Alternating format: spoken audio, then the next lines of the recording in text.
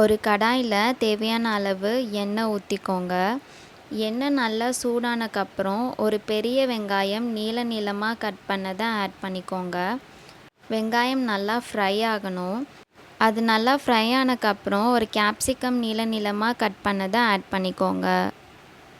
இப்போது கேப்சிகம் நல்லா ஃப்ரை ஆயிடுச்சு. இதுக்கு தேவையான அளவு உப்பு and 1/4 spoon pepper powder add பண்ணிக்கோங்க. இதையும் நல்லா கலந்து விட்டுக்கோங்க. இது இப்போ நல்லா மிக்ஸ் ஆகிடுச்சு. இதை தனியாக ஒரு பவுலில் எடுத்து வச்சுக்கோங்க.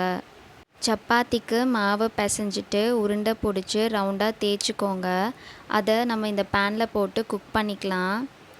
இப்போது சுற்றியில் கொஞ்சம் எண்ணெய் ஊற்றிக்கோங்க. ஒரு சைடு நல்லா வெந்தக்கப்புறம் அதை திருப்பி போடுங்க. இப்போது 2 சைடும் நல்லா வெந்துடுச்சு. இதை தனியாக எடுத்து வச்சுக்கோங்க. அதே பேனில் கொஞ்சம் எண்ணெய் ஊற்றிக்கோங்க. ஒரு முட்டையை உடச்சி ஊற்றி அதில் 1/4 ஸ்பூன் பெப்பர் பவுடர் 1/4 ஸ்பூன் உப்பு போட்டு நல்லா பீட் பண்ணி வச்சுருக்கேன். அதை நான் இப்போ இந்த பேனில் ஊற்றிக்கிறேன்.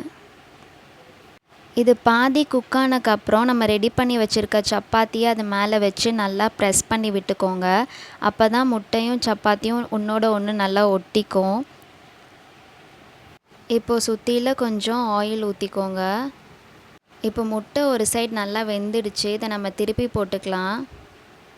முட்டை ஃபுல்லாக குக் ஆனக்கப்புறம் இதை ஒரு பிளேட்டுக்கு ட்ரான்ஸ்ஃபர் பண்ணிடுங்க.